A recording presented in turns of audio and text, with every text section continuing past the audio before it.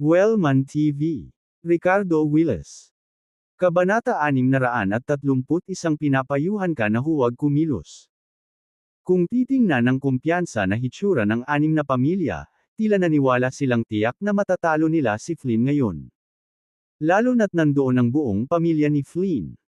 Sa pag-iisip nito, lumingon si Ricardo kay Samantha sa tabi niya at bamulong, ang gawain mo mamaya ay protektahan ang iyong sarili at si Nora. Huwag magkusa na kumilos. Maliban na lamang kung may umatake sa iyo, maaari kang lumaban. Seryoso ang ekspresyon ni Ricardo dahil, sa labas, hindi niya malayang magagamit ni Samantha, maging ni Nora, ang tunay na lakas. Sa madaling salita, sa ganitong sitwasyon ngayon, maaari lamang siyang umasa sa kanyang pisikal na lakas. Nang marinig ang seryosong salita ni Ricardo, tahimik na tumango si Samantha. Mayroon din siyang malinaw na pag-unawa sa kasalukuyang sitwasyon, at hindi magiging problema ang pagprotekta sa kanilang dalawa sa mga kritikal na sandali. Di nagtagal, nang ipahayag ng kinatawan ng pamilya Neal ang kanilang mga kahilingan, ang iba pang mga pamilya ay sunod-sunod na nag-umisi at nagpahayag ng kanilang sariling mga kondisyon. Ang mga kondisyong iminungkahi ng anim na pamilya ay halos sumasakop sa karamihan ng mga kumikitang industriya, na nag-iiwan lamang ng ilang industriyang mababa ang kita.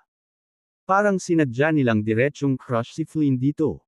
Gayunpaman, sa pagharap sa sitwasyong ito, hindi lamang sumunod si Flynn. Agad na nagsimulang magtalo ang magkabilang panig, at napuno ng galit na sigaw sa buong pribadong silid. Bagamat ang mga kilalang pamilyang ito ay mukhang kalmado sa ibabaw, ang kanilang tunay na kalikasan ay hindi naiiba pagdating sa kanilang sariling mga interes at sa iba. Kung kailangan nilang makipagtalo, gagawin nila. Bang! Sa sandaling ito, hinampas ni Sawyer ang mesa upang itigil ang tumitinding pagtatalo at tumingin kay Flynn na may kumikislap na tingin. Flynn, huwag mong sabihing hindi ka namin ginagalang. Nasaksihan namin ang iyong pag-unlad hanggang sa puntong ito, at kinikilala namin ang iyong mga kakayahan sa kanilang lawak.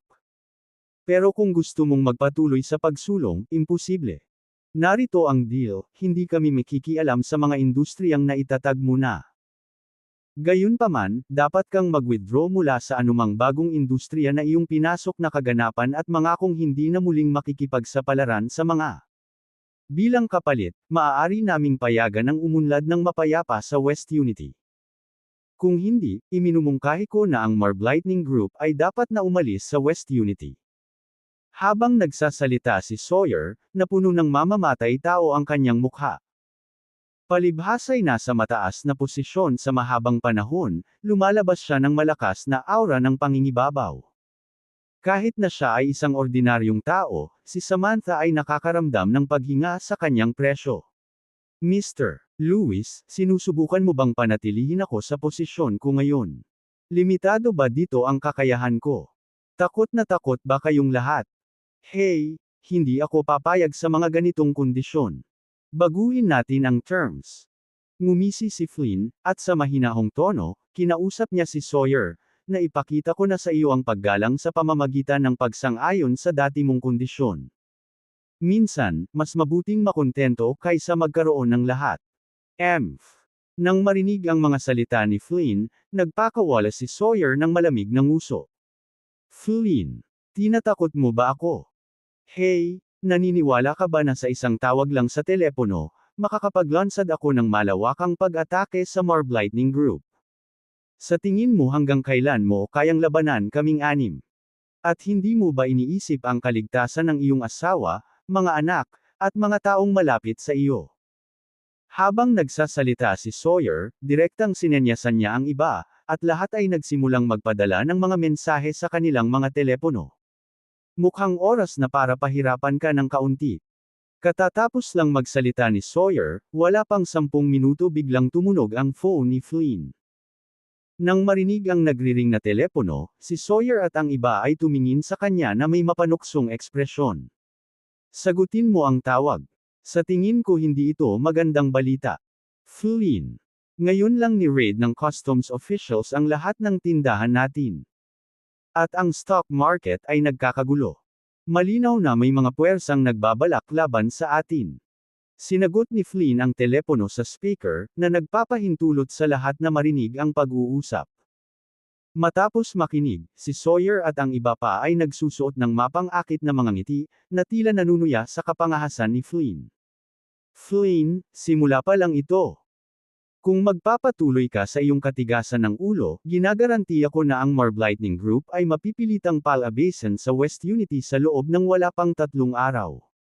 Mayabang na pahayag ni Sawyer. Kung yumuko ka sa amin, may chance ka pang mabuhay. Ngunit kung lalaban ka, sisiguraduhin kong mas masahol pa sa kamatayan ang dadanasin mo. Ang mga salita ni Sawyer ay puno ng pagmamataas, na nagdulot ng pagkabalisa sa mga nakikinig. Palaipat-lipat ang tingin ni Ricardo sa pagitan ni Flynn at ng iba pa. Kahit na ang sitwasyon ay malinaw na hindi favorable para kay Flynn, hindi siya nagpakita ng mga palatandaan ng gulat sa kanyang mukha.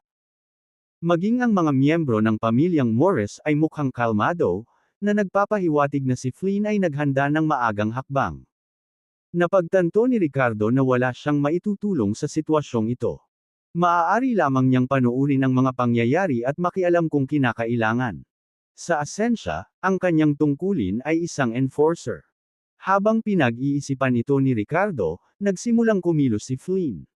Sa ilang utos lang, walang kahirap-hirap niyang niresolba ang kaninang kaguluhang nagpayanig sa kanya. Ito ay lumitaw kapansin-pansing walang kahirap-hirap. Mukhang matagal ng lokal na nagpapatakbo si Flynn, na nagtataglay ng sarili niyang mga koneksyon at network ng mga relasyon. Nagulat ito kay Sawyer at sa iba pa, na mabilis na nakabawi at naglunsad ng panibagong pag-atake laban kay Flynn. Naupo ang magkabilang panig sa pribadong silid, at nang hindi namamalayan, sumabog ang kaguluhan sa buong West Unity. Bang! Pagkatapos ng ilang round ng matinding komprontasyon, hinampas ng ulo ng pamilya Neal ang mesa, galit na tumayo, at sinigawan si Flynn, Flynn. Nagmamalaki ka ba ngayon? Sa tingin mo ba napaghandaan mo na ang lahat, na iwan kaming walang paraan para harapin ka? Hey! Sa totoo lang, nagulat ako na nagawa mong lumaban hanggang dito. Gayunpaman, dahil ang 6 na pamilya ay nagpasya na sugpuin ka, walang posibilidad na bumalik para sa iyo. Nang bumagsak ang boses ng pinuno ng pamilya Neal, biglang nagkagulo sa labas ng pribadong silid. Walang sabi-sabing sumugod ang mga bodyguard na orihinal na nakaistasyon sa labas, pinalibutan si Flynn at iba pa. Flynn, mukhang nakalimutan mo na ang background ng 6 nating pamilya, di ba? Hey, sa mga pakulo mo, tinalikuran na natin sila 10 taon na ang nakakaraan. Sa tingin mo ba talaga matatalo mo kami? Ngayon, pumayag ka man o hindi, wala kang pagpipilian kundi sumunod. Kumalat sa buong pribadong silid ang malamig na boses ng pinuno ng pamilya Neal. Pinalibutan ng halos 20 bodyguard si Flynn at ang iba pa, unti-unting nagsilapitan. Nang makita ito, sa wakas ay nagbago ang ekspresyon ni Flynn, at tumingin siya kay Ricardo na parang humihingi ng tulong. Sa pagmamasid sa eksenang ito, tumaas ang isang kilay ni Ricardo, na pagtantong dumating ang kanyang sandali. Pumalakpak, pumalakpak, pumalakpak. Tumayo si Ricardo at pumalakpak, na may ngiti sa kanyang mukha habang hinarap ang mga tao, napakagandang palabas. Ngunit panatilihin natin ito sa isang labanan sa negosyo, hindi ba? Mas mainam na huwag gumamit ng karahasan. Hehe. Kabanata 632 Ako na ang magtakda ng mga tuntunin. Sa isang lugar sa ilang taong kakaiba ang suot na mga individual ay mabilis na tumatakbo. Kabilang sa kanila, ang isang tao ay nakasuot ng maapoy na pulang damit, na may mga mata na kumikinang sa lamig at pananabik. Nararamdaman ko ang aura ng Divine Feather at Treasure Map. Ang pinagmula ng aura ay walang iba kundi isang makulay na balahibo at isang treasure map. Ang dalawang bagay na ito ay ibinigay kay Ricardo ni Marvin mula sa nakatagong pamilyang Wood bilang isang kabayaran. Noong panahong iyon, ito ay itinuturing na isang kilos ng mabuting kalooban. Ngunit ngayon, kung ito ay isang pagpapala o isang sumpa para kay Ricardo ay nanatiling hindi alam. Dito, biglang nagsalita si Ricardo, na kanina pa naging low profile, na agad na nakakuha ng atensyon ng lahat. Ang mga bodyguard na naghahanda sa pagkilos ay likas ding tumigil at ibinaling ang kanilang tingin kay Sawyer at sa iba pa.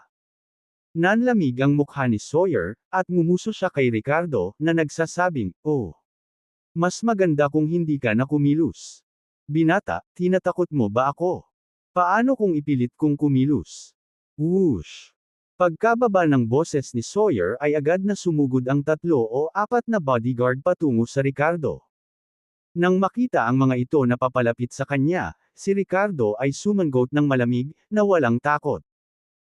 Kahit na hindi ginagamit ang kanyang tunay na enerhiya, umaasa lamang sa kanyang pisikal na lakas, ang mga thug na ito ay walang kapantay para sa kanya. Matagal na akong naghihintay. Oras na para i-stretch ang aking mga kalamnan. Boom! Si Ricardo ay tumangay sa paa, at ang 3 o 4 na bodyguard ay pinalipad lahat. Mukhang may skills ang batang ito. Espesyal ka bang inimbitahan ni Flynn? Ngumisi si Sawyer. Hehe, gusto kong makita kung gaano siya kakaya. Boom! Boom! Boom! Ang mga tao ay sumugod patungo sa Ricardo, at ilang sandali, ang pribadong silid ay naging magulo.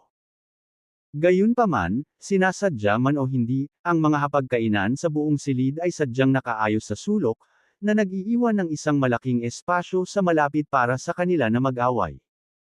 Si Ricardo at ang iba ay likas na lumipat patungo sa open space, sinusubukang huwag hayaang maapektuhan ng salungatan si Flynn at ang iba pa.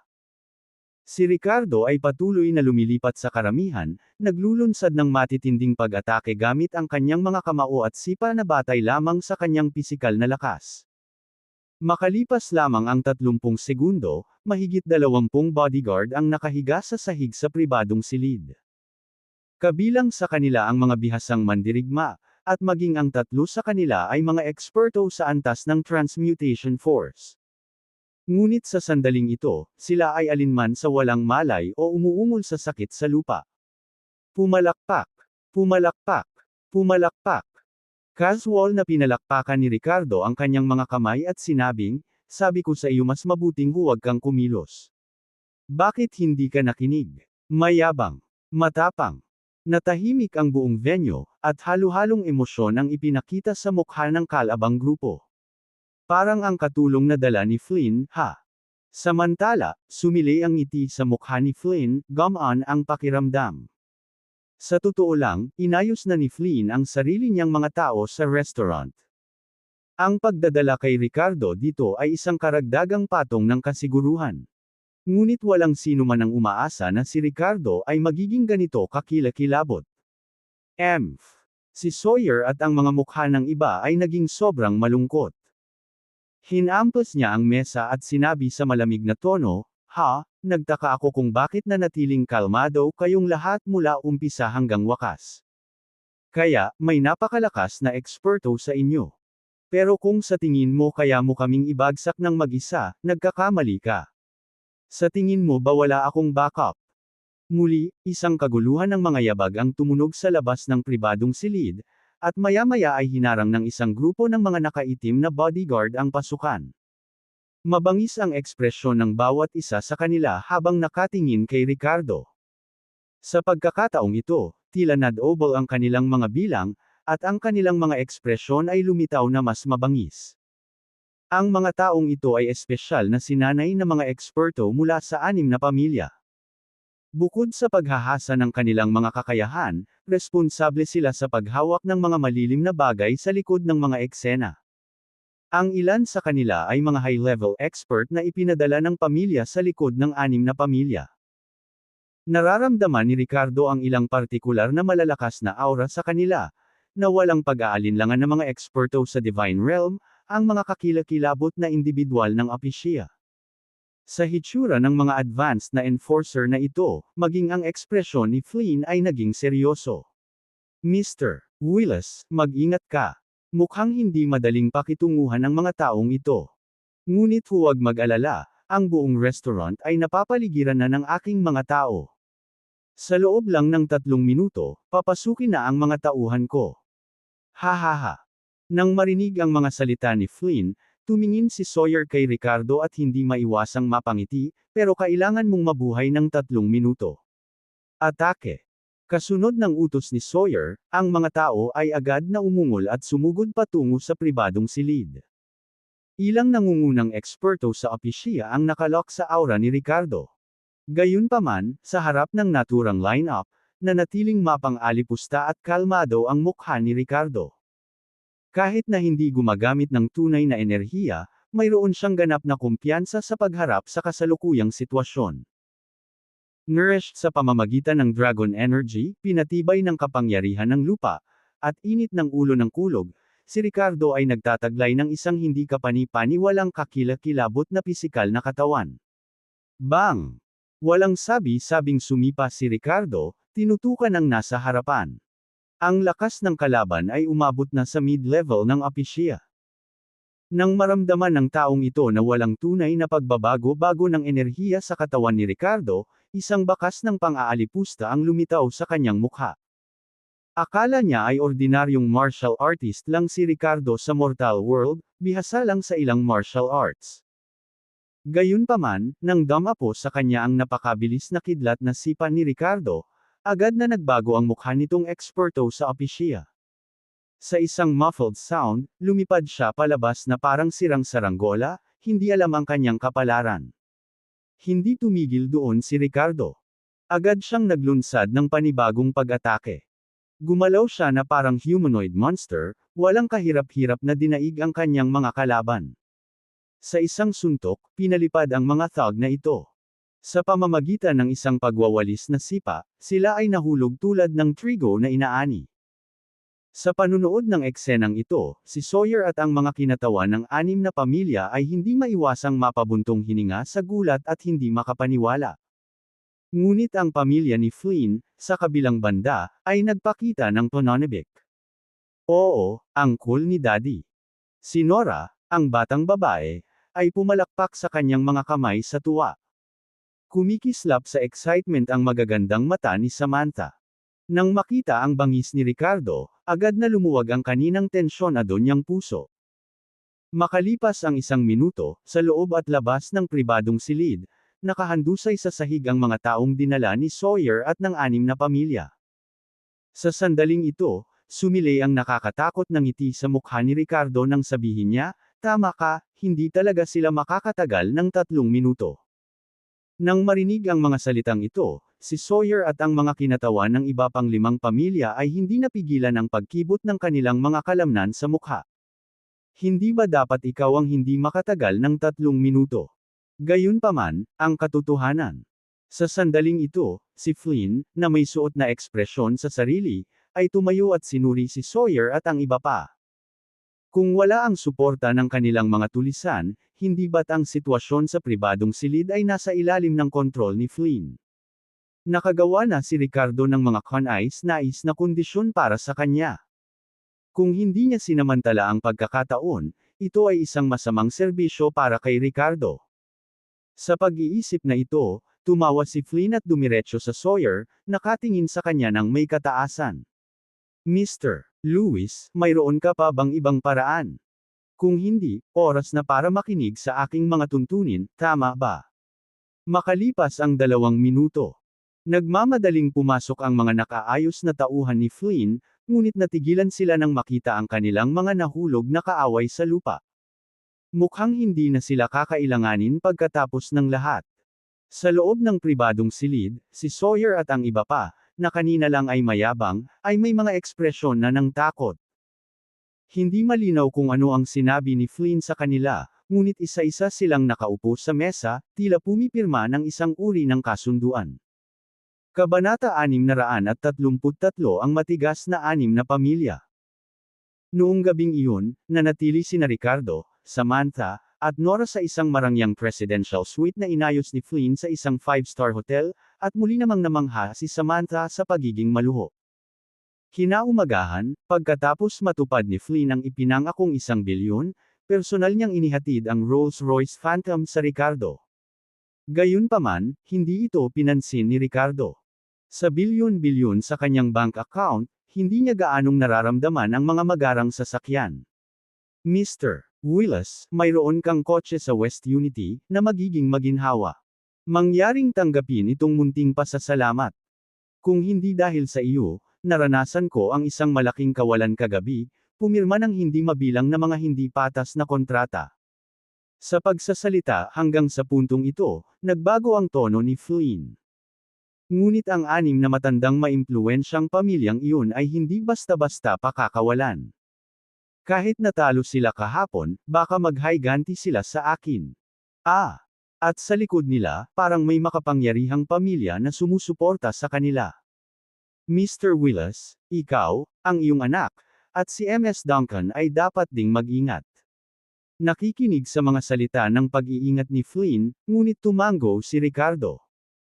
Noong una, binalak niyang umalis sa West Unity City ngayon, ngunit nang marinig ang mga salita ni Flynn, nagpasya siyang manatili pa ng ilang araw. Dahil kinasangkutan na siya ng usapan at binigyan siya ni Flynn ng gantimpala, dapat siyang tumulong sa paglutas nito ng lubusan. At saka, nasa early stages pa lang ng leukemia ang tatay ni Samantha at wala pa sa urgent condition. Sa pag-iisip na iyon, kinuha ni Ricardo si Nora at naghanda na pumunta sa Fantillan, ang amusement park sa bahagi ng West Unity City. Walang sabi-sabi, natural na sumunod si Samantha. Nang marinig ang sinabi ng kanyang ama tungkol sa pagpunta sa amusement park, agad na itinaas ni Nora ang kanyang mga kamay at nagsimulang magsaya. Sa katunayan, pagbaba pa lang nila ng bundok, si Nora ay humihiling na pumunta sa amusement park, ngunit si Ricardo ay naging abala buong araw kahapon. Ngayon, sa wakas ay nakahanap na ng libreng oras, natural na gusto niyang matupad ang munting hiling ni Nora. Ang ari-arian ng pamilya Lewis. Sa sandaling ito, nakaupo si Sawyer sa pag-aaral na may malungkot na ekspresyon, na sinamahan ng 5 tao na naroroon kagabi. Puno ng galit at kawalang kasiyahan ang kanilang mga mukha. Mr. Lewis. Hindi ko kayang lunukan ito. Tama, at ang lalaking nagngangalang Ricardo. Kung hindi dahil sa biglaan niyang pakikialam at sinira ang magandang pagkakataon natin, matagal na nating tinanggihan si Flynn. Mr. Lewis, gumawa ka ng plano. Hindi natin hahayaang maging masyadong mayabang si Flynn sa West Unity. Ang West Unity ay dapat malaman na pag-aari natin.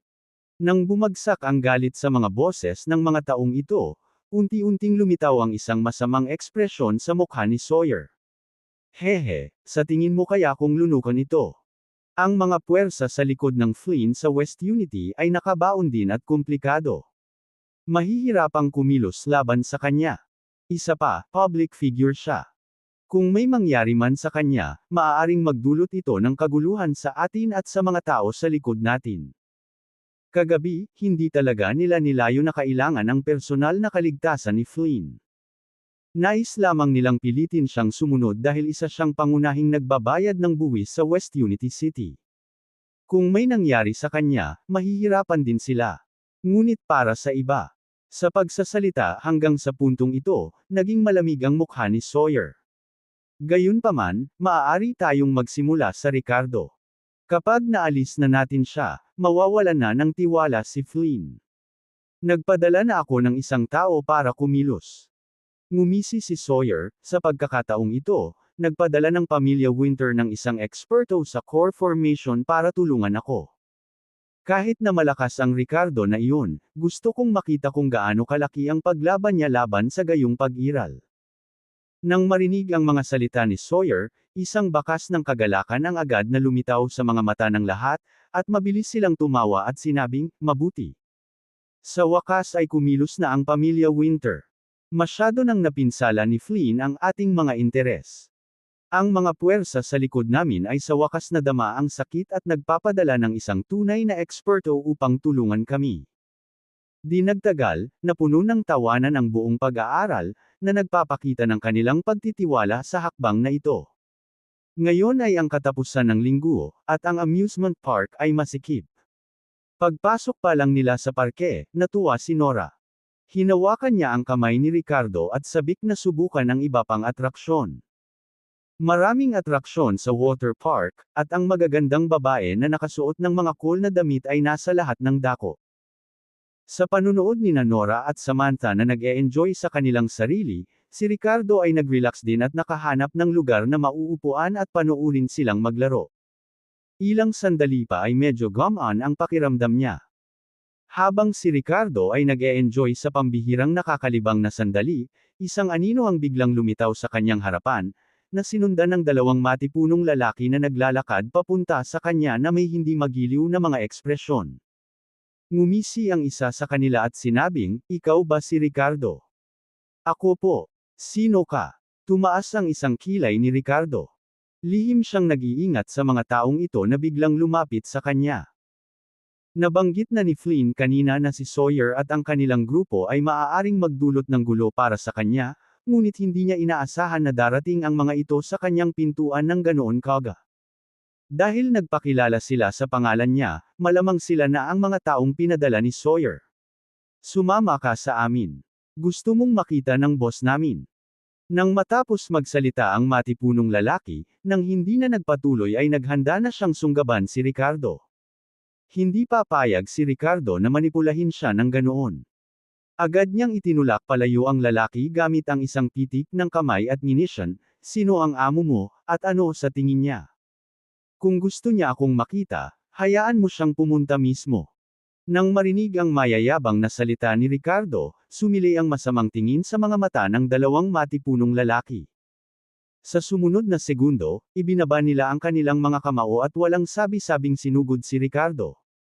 Nang makita silang umaatake ng walang anumang paliwanag, natural na hindi tatayo si Ricardo. Smack! Smack! Tulad ng paghampas ng mga langaw, agad na nagsisigawan ang dalawang lalaki at napaatras. "Kung gusto mo ng boss na makipagdeal sa akin, nagpapadala ba siya ng maliliit na pritong tulad mo? Galing ka ba sa pamilya Luis?" Malamig na sabi ni Ricardo. "Bumalik at sabihin kay Sawyer na kung mayroon pa siyang baluktot na ideya, bibisitahin ko siya ng personal para ayusin ang score." Nang bumaba ang boses ni Ricardo, ang dalawang matipunong lalaki ay nagpalitan ng tingin, nagsuot ng nakakatakot na ngiti, at saka umalis. Tila nakamit nila ang kanilang uri ng layunin. Napataas ang kilay ni Ricardo, pakiramdam niya ay may kakaiba sa gawin nila. Maya-maya lang tumakbo si Samantha na mapatla ang mukha. Ang kanyang maingat na inilapat na pampaganda ay nabasa na ngayon ng mga luha, at sa maluhaluhang mga mata, sinabi niya kay Ricardo, "Ricardo, Nora, si Nora ay kinuha lang ng isang tao." "Boss!" Nang marinig ang mga sinabi ni Samantha, gamulo ang isipan ni Ricardo, at agad itong tumayo. Ano? Ano ba talaga ang nangyari? Kabanata 634 na maling paghabol. Agad na nagyelo ang boses ni Ricardo, at ang mga larawan ng hindi pangkaraniwang anyo ng dalawang matipunong lalaki ay sumagi sa kanyang isipan. Kaya, talagang sinusubukan nilang ilihis ang kanyang atensyon. Damn it! Kanina lang, naglalaro kami ni Nora sa tubig nang biglang pinalibutan kami ng malaking grupo ng mga tao. Dumating sila at mabilis na umalis. Sa oras na umalis ako, wala na si Nora. "Ricardo, anong gagawin natin?" "Hindi ko sinasadya." Pakiramdam ni Samantha ay sarili niyang kapabayaan ang naging dahilan upang madala si Nora. Kung alam niya, ginamit niya ang kanyang tunay na chi para protektahan si Nora. Hindi niya alam na ang talagang kumuha kay Nora ay ang core formation expert na ipinadala ng pamilya Winter para tulungan si Sawyer.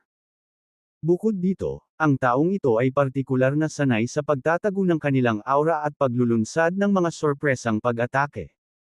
Dahil sa sinabi ni Samantha, nanlamig ang mukha ni Ricardo, at naglabas siya ng nakakagigil na aura. "Bumalik ka na sa hotel. Ako na ang bahala kay Nora." Naiwan ang mga salitang ito, biglang nawala si Ricardo sa kinatatayuan niya. Ang maliit na salungatan ngayon ay hindi masyadong nakatawag ng pansin sa masikip na water park. Tanging si Samantha lang ang nakaupo sa lupa na tulala, ang mukha niya ay puno ng paninisi sa sarili. Sa kabilang side, mabilis na kumilos si Ricardo at mabilis na naabutan ang labas ng amusement park. Nakita niya ang isang sasakyan na humandar na, mabilis na palayo nang hindi lumilingon. Nagmura si Ricardo sa loob-loob ngunit walang oras na kumuha ng sasakyan. Sumandal lang siya sa dalawang paa niya at hinabol ito. Sa urban area na ito, daig pa niya ang bilis ng mga sasakyang demotor. Napakabilis ng sasakyan ng kabilang partido at nawala sa dulo ng kalsada sa isang kisap mata, nawala sa paningin ni Ricardo. Maliwanag na handa silang mabuti at pamilyar sa lugar na ito. Gayunpaman, mahigpit na nilock ni Ricardo ang sasakyan. Paano sila makakatakas? Makalipas ang 10 minuto. Whoosh! Biglang sumugod ang figure ni Ricardo sa harapan ng sasakyan at sinipa ito patungo sa harapan ng isang malakas na sipa. Sa isang muffled na putok, ang kotse ay direktang napahinto sa pamamagitan ng sipa ni Ricardo, at ang harap ng kotse ay may ngipin. Gayunpaman, hinala ni Ricardo na si Nora ang nasa sasakyan, kaya nakontrol niya ang puwersa at hindi nagdulot ng labis na epekto sa mga tao sa loob. Ah! Anong ginagawa mo? Isang sigaw ng sorpresa at galit ang nagmula sa kotse, at isang lalaki at isang babae ang tumakbo palabas. Nang makita ang 2 taong ito, hindi napigilan ni Ricardo na magtaas ng kilay at tumigil sandali. Sa susunod na segundo, nang walang sabi-sabi, tumakbo siya sa likurang upuan at tiningnan ang trunk. Wala siya doon. Wala si Nora sa kotseng ito. Sa sandaling ito, ang galit na babae ay tumakbo, hinawakan si Ricardo, at galit na nagtanong, "Ikaw bastard, ano ang iyong ginagawa? Bakit mo sinipa ang sasakyan namin?" Lumapit ang lalaki, hinayla ang babae, at tinanong si Ricardo sa mahinang boses, "Bro, anong ginawa namin para masaktan ka? Anong ginagawa mo? Tatawag tayo ng pulis."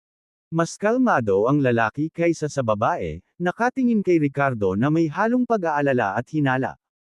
Hindi siya nabalisa gaya ng babae at medyo maingat na nagtanong, "Niloloko mo ba ako?" Ang taong ito sa harap niya ay maaaring sumipa ng kotseng naglalakbay sa bilis na 50 o 60 milya kada oras para huminto. Masyado siyang nakakatakot. Hindi ikaw iyon. Nakakunot ang noo ni Ricardo at nagtanong, namumuo sa loob niya ang kaba. Anong ibig mong sabihin na hindi tayo? Anong ibig mong sabihin? Mariing tanong ng babae. Pasensya na. Ang Rolls-Royce na ito ay kabayaran para sa iyo. Ang numero ng plaka ay XX. Sa kanyang apurahang estado, mabilis na ibinigay ni Ricardo sa kanila ang susi ng Rolls-Royce at mabilis na umalis. Sinipa na niya ang kanilang sasakyan, ngunit wala na siyang panahon para harapin ang kinahinatnan nito. Ito ang pinakamahusay na magagawa niya. Hoy! Huwag kang pumunta. Anong Rolls-Royce? Niloloko mo ba ako? Tumatawag kami ng pulis. You're commit a hit and run, sinasabi ko sa iyo. Mula sa likuran, patuloy na umaalingaw ang boses ng babae. Ngunit hinayla ng lalaki ang babae pabalik at tiningnan ang mga bakas ng paa sa harap ng kanyang sasakyan, puno ng takot ang kanyang mga mata. Hayaan mo na. Hindi namin kayang i-provoke ang taong ito. Samantala, hindi sila pinansin ni Ricardo at nagmamadaling bumalik sa amusement park, na gustong imbestigahan ang mga bakas ng grupo mula noon. Sa sandaling iyon, direktang nag-dial ang isang hindi pamilyar na numero. Ricardo. Nang marinig ang medyo pamilyar na boses sa telepono, biglang nanlamig ang mukha ni Ricardo. Ang kanyang boses ay kasing lamig ng mga butil ng yelo habang sinasabi niya, bawat salita, "Luis, kung maglakas loob kang hawakan ang isang buhok sa aking anak, ginagarantiya ko. Ang iyong buong pamilya ay mamamatay." Si Nora ay kabaligtaran ng sukat ni Ricardo, at ang kanyang boses ay puno ng napakalamig na tono. Gayunpaman, tila walang pakialam si Sawyer sa banta ni Ricardo. Kung natatakot siya kay Ricardo, hinding-hindi na siya maglalakas loob na hawakan siya. Hey, Ricardo. Sa palagay mo ba ay mayroon kang mga kwalipikasyon upang banta ako ngayon? Mayroon kang 1 oras para pumunta sa lugar na ito. Kung hindi kita makikita noon, ang iyong anak na babae ay kailangang alagaan ang sarili niya. Sinabi ni Sawyer ang isang address at pagkatapos ay ibinaba ang telepono. Nakaupo si Ricardo sa kotse, napapalibutan ng hindi kapani-paniwalang matinding malamig na aura. Hindi niya inasahan na ang pamilyang Lewis ang direktang magpapatarget kay Nora. Ang pamilyang Lewis na ito ay talagang hindi alam ang kahulugan ng buhay at kamatayan. Makalipas ang kalahating oras, huminto ang itim na taxi. Isang figure ang lumabas sa kotse, ito ay si Ricardo. Ang nakita ay isang villa. Ang pamilya Luis. Inis na ungol ni Ricardo. Sa susunod na sandali, dumiretso siya sa villa. Ang maluwag na villa ay lumitaw na walang laman, kahit na ang pintuan sa harap ay naiwang bukas. Gayunpaman, sa sandaling pumasok si Ricardo sa villa, nakaramdam siya ng hindi maipaliwanag na pakiramdam ng panganib. Pumalakpak. Pumalakpak. Pumalakpak. Not bad, I was worried na hindi ka pupunta. Mukhang mahalaga sa iyo ang maliit na brat. Sa sandaling ito, isang boses ang tumunog, at dahan-daang lumitaw ang isang matipunong lalaki na nakasot. Nasaan si Nora? Pagkakita sa bagong dating ay malamig na tanong ni Ricardo. Ngumisi ang lalaking nakasot at walang pakialam na sinabi, "Who knows, baka buhay pa siya, baka patay na siya. Huwag kang mag-alala, malapit mo na siyang samahan." Nang matapos siyang magsalita, hindi na nag-aksaya ng kahit anong salita ang lalaking nakasot. Ang kanyang mga braso ay misteryosong namamaga, at ang kanyang mga tuhod ay nakayuko habang ang kanyang buong katawan ay tila nag-uunat na parang isang mahigpit na bowstring. Boom! Sa isang malakas na pagsabog, nabasag ang lupa sa ilalim ng kanyang mga paa, at ang lalaki ay sumugod patungo sa Ricardo na parang isang kanyan. Naghahanap ng kamatayan. Nang makita ito, nanatiling kalmado ang ekspresyon ni Ricardo. Bilang ang rich soil unyielding form, na sinamahan ng kanyang katawan na pinalamig ng kulog, ang kanyang pisikal na lakas ay umabot na sa nakakatakot na antas. At gayunpaman, ang lalaki sa kanyang harapan ay naglakas loob na harapin siya ng pisikal. Sa isang iglap, nagbanggaan ang kanilang mga kamao, at ang nakakatakot na epekto ay sumabog. Ham! Saglit lang ang kanilang pagkakadikit, ngunit ang kamao ng lalaki ay parang tumama sa isang solidong bakal na plato, dahilan upang paulit-ulit siyang umatras. Sa kabilang banda, nanatiling hindi gumagalaw ang katawan ni Ricardo na parang kampana. Mukhang tama ang sinabi ng matanda, maaari kang lumaban. Binawi ng lalaki ang kanyang pagtataka, at naging determinado ang kanyang tingin. Sa kanyang mga mata, ang mga tao sa makamundong mundo, kahit na kaya nilang lumaban, ay walang iba kundi mga basura sa kanyang harapan. Ngunit ngayon ay tila naging pabaya siya. Hindi ordinaryong tao ang lalaking nasa harapan niya. Sa isang iglap, ang kanyang tunay na enerhiya ay mabilis na lumundag, at ang aura ng core formation realm ay gamulong patungo sa Ricardo, sinusubukang durugan siya. Core formation realm. Ramdam ang aura na ito, hindi napigilan ni Ricardo na magpakita ng bakas ng pagkadismaya. Ang kanyang pisikal na lakas lamang ay katugma na para sa core formation realm. Sa isang iglap, kumilos si Ricardo. Ang kanyang malakas na pisikal na lakas ay parang bola ng kanyan, at ang tunog ng hangin ay umaalingaw-ngaw sa paligid niya. Kabanata 635 Takot na Puso. Sa silid sa ikalawang palapag, may nakalagay na red pearwood table. Marahang kinuha ng isang matandang lalaki ang tasa ng tsaa at dahan-dahan itong nilasap. Ito ay walang iba kundi si Sawyer. Kaharap ang isang eksperto sa core formation realm, ang taong ito ay walang alinlangan na patay na. Gusto kong makita kung ano ang magagawa ni Flynn nang wala ang taong ito. Hindi alam ni Flynn kung ano ang makakabuti sa kanya. Sa tingin niya ay nakahanap siya ng backer, ngunit kapag bumagsak ang backer na ito, ang bawat isa ay nagsalita ng isa-isa, at si Sawyer ay may ngiti sa kanyang mukha. Sa kanilang mga mata, ano ang silbi nito upang lumaban? Sa pagharap sa mga tunay na magsasaka ng mundo ng paglilinang, lahat sila ay parang mga langgam. Mr. Lewis, walang hindi inaasahang mangyayari, tama ba? Tanong ng ulo ng pamilya Neal sa oras na ito. Huwag kang mag-alala, eksperto iyon sa core formation realm, kumpiyansa na sagot ni Sawyer. Bago ito, hindi niya inaasahan na ang pakikitungo sa isang secular na thug ay talagang magpapakilaw sa pamilya Winter. Ang pamilyang Winter ang kanilang tagapagtaguyod, at halos kalahati ng mga kita mula sa mga negosyo ng 5 pamilya ay dadaloy sa pamilyang Winter. Para kay Flynn na makahanap ng taong haharap sa kanila ay nangangahulugan na hinahawakan niya ang mga interes ng pamilya Winter. Magsasalita pa sana ang lahat, bigla silang tumigil at mukhang hindi kaaya-aya. Nanlaki ang mga mata nila at tumingin sa courtyard sa ibaba. Nasaan si Nora? Nasaan si Nora? Umalangaw-ngaw ang galit na galit. Sa sandaling ito, ang lalaki sa suit ay ganap na pinigilan at binugbog ni Ricardo. Ang dalawang braso ni Ricardo ay parang dalawang sawa, na may nakaumbok na kalamnan at nakalabas na mga ugat. Bawat suntok ay may dalang hindi kapani-paniwalang puwersa.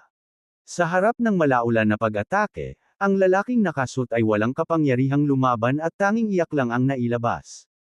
Ito ay imposible. Ako ay isang eksperto sa core formation realm.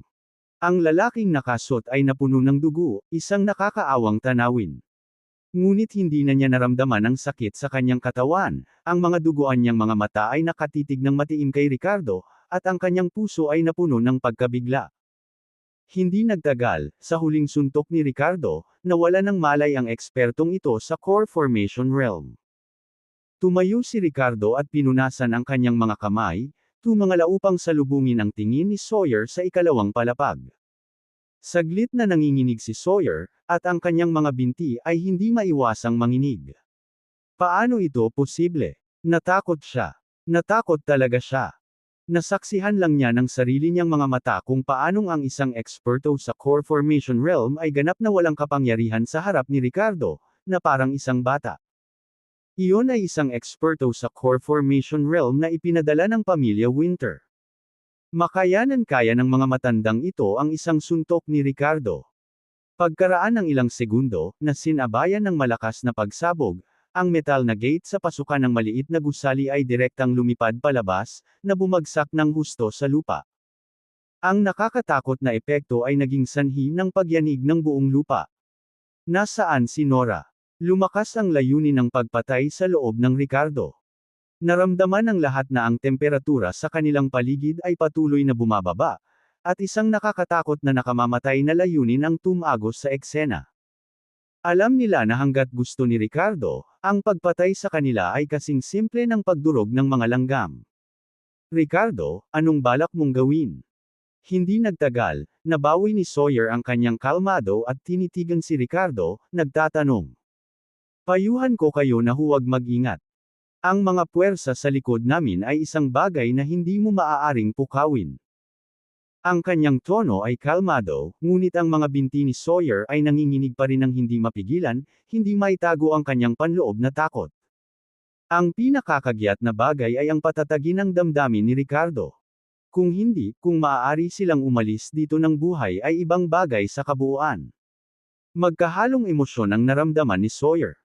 Kung alam niyang nakakatakot ang lakas ni Ricardo, hinding-hindi niya ito gagawin kahit anong mangyari. Nasaan si Nora? Tanong muli ni Ricardo, at ang hangarin ng pagpatay sa kanyang tono ay nagparamdam sa lahat ng naruroon na para silang nahulog sa isang nagyayelong kuweba. Ang batang babae na iyon ay pinaalis ko na. Maaari kitang ihatid upang makita siya, ngunit bago iyon, hindi mo kami maaaring mahawakan. Malamig na tanong ni Ricardo, tinatakot mo ba ako?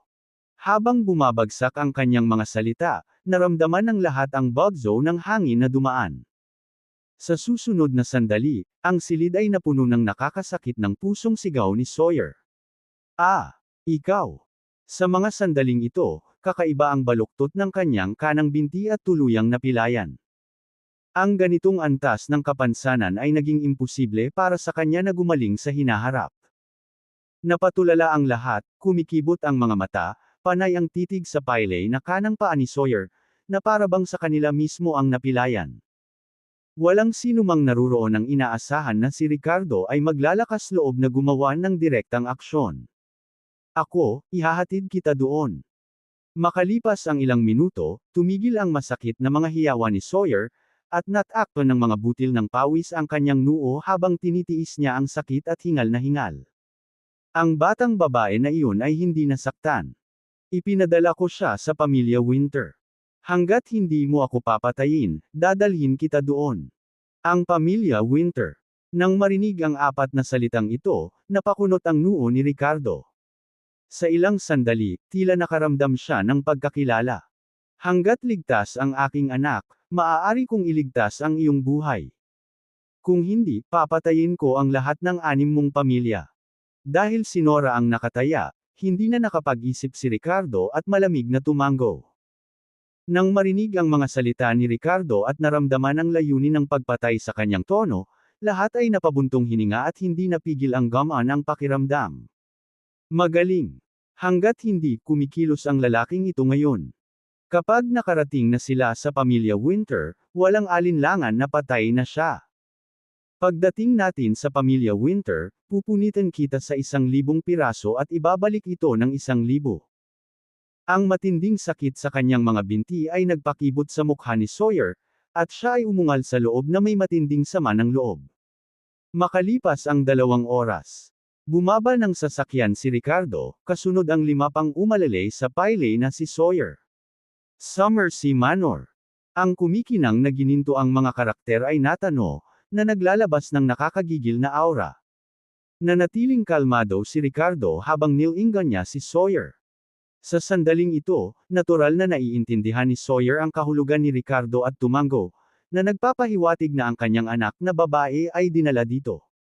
Tinulungan ng iba pang 5 si Sawyer sa pagpasok nila sa manor, kasama si Ricardo na nakasunod sa likuran. Mr. Lewis, anong problema? Pagpasok nila sa estate, isang lalaking nakasut ang nagmamadaling lumapit.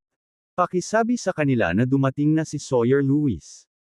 Nang marinig ito, sinulyapan ng lalaking nakasut ang mga binti ni Sawyer, may suot na naguguluhang ekspresyon, pagkatapos ay binigyan ng ilang sulyap si Ricardo bago tumango ng paulit-ulit. Si Sawyer, bilang isang sangla ng pamilya Winter, ay madalas na bumisita dito, at kilala siya ng mga tao sa estate.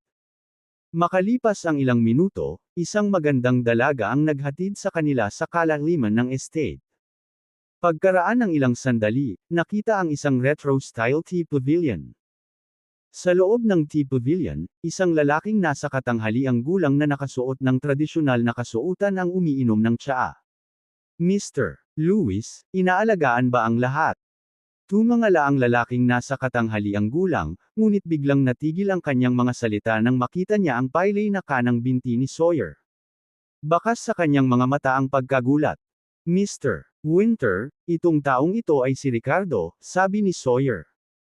Agad-agad, silang 6 ay nagmamadaling pumasok sa tea pavilion at tumabi kay Terry Winter, nakatingin kay Ricardo na may malamig na mga mata. Anak, pilayan mo ang binti ko. Ngayon, wawarayin kita ng 1,000 beses. Dati, kinailangang yumuko si Sawyer sa lakas ni Ricardo, na nagkukunwaring aso. Ngayong nakarating na sila sa pamilya Winter, nahanap na niya ang Panginoon, at magbabayad siya ng 1,000. Nang marinig ang mga salita ni Sawyer, natural na naunawaan ng lalaking nakasuot ng tradisyonal na pananamit ang sitwasyon. Clap, clap, clap.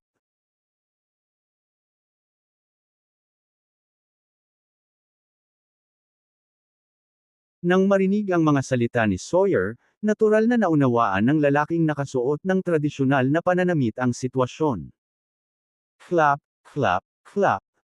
Sinabayan ng mahinang palakpakan, sa loob ng ilang segundo, lumitaw ang 12-dosenang matipunong lalaki, agad na pinalibutan si Ricardo. Hindi ko akalain na kahit isang core formation realm ay hindi mo kakampi. Mukhang minamaliit kita. Kalmadong inilapag ni Terry ang tasa ng tsaa sa kanyang kamay, biglang nanlamig ang kanyang tingin habang nagsasalita sa malamig na boses. Nasaan si Nora? Napapaligiran ng grupo, hindi nagpakita ng mga palatandaan ng takot si Ricardo. Sa kabaligtaran, siya ay lumitaw na hindi pangkaraniwang kalmado, ang kanyang boses ay puno ng layunin ng pagpatay. Kabanata 636G. Luis natigilan. Ricardo, hindi mo man lang maprotektahan ang iyong sarili, ngunit mayroon ka pa ring lakas ng loob na mag-alala sa iyong anak. Panigurado, pagkatapos kitang patayin, natural na aayusin ko ang batang babaeng iyon na samahan ka, wika ni Sawyer. Binata, ito ang pamilyang Winter. Sa tingin mo ba ay maaari kang kumilos ng walang ingat dito? Sabi ni Terry. Mr. Winter, hindi dapat maliitin ang lakas ng binatang ito. Kahit ang core formation realm ay hindi niya kapareha, isa pang padre de pamilya ang tumutunog. Ang mga natitirang ulo ng pamilya ay nagmamadaling sumang-ayon. Sa kanilang mga mata, nang dumating sila sa pamilyang Winter, walang alinlangang napahamak si Ricardo. Hindi na kailangang mag-alala tungkol doon. Tunay nga, sa murang edad, natalo na niya ang core formation realm, sabi ni Terry na may mahinang ngiti. Gusto kong makita kung sapat na ang iyong lakas para pumatay ng 10 eksperto sa core formation realm. Habang bumagsak ang kanyang mga salita, ang aura ng 10 lalaki na nakapalibot kay Ricardo, na lahat ay nasa core formation realm, ay agad na lumundag, nadurog na may kakaibang pressure sa core formation realm. Gayunpaman, nanatiling kalmado si Ricardo, walang pakialam pa rin ang ekspresyon nito. Laban sa 10 eksperto sa core formation realm, kahit na may sariling lakas, magiging isang matinding labanan kung hindi niya gagamitin ang kanyang golden core na kapangyarihan. Bukod dito, ang lakas ni Terry ay umabot sa huling yugto ng Golden Core Realm. Hindi sila kaanib sa mga sinaunang kapangyarihan, kaya walang mga paghihigpit kapag gumawa sila ng hakbang. Gayunpaman, nang dumating si Ricardo upang iligtas si Nora, nakapagdesisyon na siya.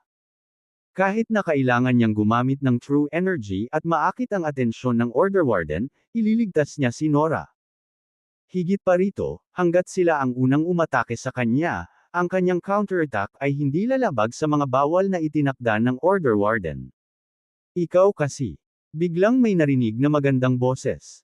Napalingon ang lahat sa pinanggalingan ng boses. Nakita nila ang isang dalagang nakasuot ng light yellow na damit na naglalakad patungo sa Ricardo. Stephanie, kilala mo ba ang taong ito? Tanong ni Terry. Dad, ano ang ginagawa mo? Siya ang sinabi ko sa iyo, ang taong nagligtas sa akin sa Moon Guardian, sabi ni Stephanie, puno ng pagtataka at hindi makapaniwala ang magagandang mata nito habang nakatingin kay Ricardo. Ricardo, ikaw, ang bilis mong pumunta sa bahay ko. Bakit hindi ka man lang nag-hello? Habang nagsasalita siya, bumungad ang pamumula sa kaakit-akit na mukha ng dalaga. Hindi pa niya napagtanto ang kasalukuyang sitwasyon at naisip na pumunta si Ricardo sa pamilya Winter para hanapin siya. Kung tutuusin, sinabi niya noon na pupunta siya sa bahay nito at makikipagkita sa pamilya nito. Pagkababa ng boses ni Stephanie, tumingin si Terry kay Ricardo na may pagtataka, pagkatapos ay tumingin sa kanyang anak na babae, na medyo nahihiya, na parang may naisip. I see, no wonder parang pamilyar ang pangalang Ricardo. Kaya, ang binatang ito ang tagapagligtas ng aking anak na babae. Natatawang sabi ni Terry. Hahaha, binata, kahanga-hanga ka. Talagang nag-iisang pinapatay ang masasamang magsasaka na iyon. Sa isang sandali, ang saloobin ni Terry ay gumawa ng 180 degree na pagliko, na iniwan si Sawyer at ang iba pa na tulala, hindi sigurado kung paano magre-react. Hindi sila idiot. Nilinaw ng pag-uusap na ngayon lang na tinulungan ni Ricardo si Miss Winter at tila nagligtas sa kanyang buhay. Hindi sumagot si Ricardo at sa halip ay sinuri niya ang 10 eksperto sa core formation realm na nakapaligid sa kanya. Agad na naging seryoso ang mukha ni Terry, at sinigawan niya ang kanyang mga eksperto, para saan ba kayong lahat na nakatayo dyan? Retreat. Pagkalipas ng ilang segundo, nawala sa paningin ng lahat ang mga eksperto sa core formation realm. Ricardo, anong nangyayari? Lumapit si Stephanie, nakatingin kay Ricardo na may bakas ng pagkalito sa mukha. Sa wakas, napagtanto niya na may hindi tama sa sitwasyon. Nasaan si Nora? Sa sandaling ito, pansamantala siyang hindi pinansin ni Ricardo at ibinaling niya ang tingin kay Sawyer, malamig pa rin ang boses. Sino si Nora? Sa wakas ay nag-react si Terry at lumingon kay Sawyer. Mr. Winter, dahil sa biglaang pangyayari, hindi na ako nagpaalam sa'yo. Nagpadala ako ng batang babae sa estate, paliwanag ni Sawyer. Walang ingat. Nang marinig ito, agad na nagbago ang mukha ni Terry, at galit niyang inutusan si Sawyer, dahilan para matamba siya sa lupa. Sawyer, napakatapang mo. May tao, dalhin mo si Nora dito. Natahimik ang mga taong naruroon, maliban kay Stephanie, na humakbang at tumingin kay Ricardo na may komplikadong ekspresyon sa mukha. Huwag kang mag-alala, ligtas si Nora sa aming tahanan. Maya-maya, lumitaw si Nora, may hawak na lollipop sa kamay, at sumugod kay Ricardo nang makita siya. Daddy, naparito ka para iligtas ako. Nasaktan ka ba? Ayos lang ako, Daddy. Dinilaan ni Nora ang lollipop at seryosong sinabi. Matapos dalhin si Nora, hindi siya nasaktan. Inilagay siya sa pangangalaga ng isang yaya ng ilang gwardya. Sa oras na iyon, patuloy na umiiyak si Nora at hinahanap si Ricardo. Naglabas ng lollipop si Yaya para pansamantalang patahimikin. A few days ago, gusto kitang makilala. Pinuri ka ni Stephanie dahil nag-iisang talunin ang masamang magsasaka na iyon. Hindi ko ini-expect na makikilala kita ng ganito. Talagang. Sa sandaling ito, umalangaw ang boses ni Terry, na nakatingin kay Ricardo ng may paghanga ngunit may bahid din ng kahihiyan. Dapat kang manatili dito para sa hapunan ngayon at hayaan akong at ang aking pamilya na ipakita ang aming pagpapahalaga. Dahil sa reaksyon ni Terry, natigilan si Sawyer at ang 6 pang pamilya. Ang makitang napakagalang ni Terry kay Ricardo sa sandaling ito ay lampas sa kanilang inaasahan. Napuno ng halo-halong damdamin ang kanilang mga puso. Sawyer, na kanina patahimik, sa wakas ay hindi nakatiis at humakbang pasulong, pinipigilan ang matinding sakit sa kanang binti, at mahinang nagsalita. Guro, ang taong ito ay. Tumahimik ka. Si Ricardo ang benefactor ni Stephanie at bisita ng pamilya ko. Ano ka ba? Naputol si Terry bago pa matapos si Sawyer, ang matigas niyang tono ay nagpabagsak kay Sawyer sa lupa. Nang walang proteksyon ng pamilyang Winter, walang alinlangan na mapahamak siya ngayon. Mabilis na napagtanto ng iba pang 5 pamilya ang sitwasyon at nagsalita. Mr. Winter, wala itong kinalaman sa akin. Inayos ni G. Lewis ang lahat. Wala kaming ginawa. Ang pagkidnap sa anak na babae ni Ricardo ay sariling gawa ni G. Lewis. Hindi kami sumasali. Nang marinig ang kanilang mga salita, nagdilim ang mukha ni Terry, at halos naunawaan niya ang nangyari. Kayong grupo ng mga hayop, umaasa sa iba at sinasamantala sila. Pilit na pinatatag ni Sawyer ang nanginginig niyang katawan at galit na nagmura. Hindi inaasahan ni Sawyer na ipagkanulo siya ng mga taong ito sa ganoong kritikal na sandali. Tapos, tumingin siya kay Terry. Mr. Winter, ako talaga ang gumawa nito, pero kasali rin ang mga ito. Kalokohan. Kung hindi dahil sa iyo, Sawyer, na pinipigilan kami ni Mr. Winter sa lahat ng oras, sino ang makikinig sa iyo? Tama, tungkol sa nangyari kay Ricardo, nagpadala ka ng mga tao para gawin ito, at wala kaming kinalaman dito mula simula hanggang matapos. Tama si Oakley. Ikaw ang nag-propose na kidnapin ang anak ni Ricardo. Habang lumalakas ang mga boses, namumula ang mukha ni Sawyer. Hindi niya inaasahan na siya ay pagtataksil pagkatapos niyang buong pusong tumulong sa 5 pang pamilya. Pinagsisihan ni Sawyer ang hindi pagtanggal ng impluwensya ng iba pang mga pamilya ng lubusan sa simula. Kahit na siya ang nasa ganap na kontrol ngayon, ano ang pagkakaiba nito? Hindi kaya si Terry ang gagawa ng gulo para sa kanyang sarili alang-alang sa isang tinatawag na benefactor? Kung may dapat sisihin, ito ay ang kanyang kabaitan. Dahan-daang itinaas ni Terry ang kanyang kamay, sinenyasan ang lahat na tumigil. Tumingin siya kay Ricardo. Ricardo, nasaktan kita sa bagay na ito, ngunit tiyak na bibigyan ka ng aming pamilya ng isang kasiyasyang paliwanag. Nang matapos siyang magsalita, sumilay sa mga mata ni Terry ang intensyon ng pagpatay. Gayunpaman, sa isang kisap mata, ito ay nawala, ngunit lahat ng naroroon ay nakadarama ng nakakatakot na layunin ng pagpatay. Mr. Winter, ikaw. Sa sandaling ito, ganap na natarante si Sawyer. Dahil sinundan niya si Terry sa loob ng maraming taon, natural na naiintindihan niya ang gustong gawin ni Terry. Inagaw lang niya ang anak ng isang tagalabas, sinaktan ang benefactor ng pamilya Winter, at ngayon ay papatayin na siya. Tumanggi akong tanggapin ito. Terry, tumanggi ako. Nanlaki ang mga mata ni Sawyer sa galit, duguan. Hindi niya inaasahan na haantong sa ganito. Dalhin mo siya. Nanatiling kalmado ang mukha ni Terry habang siya ay huminga ng malamig.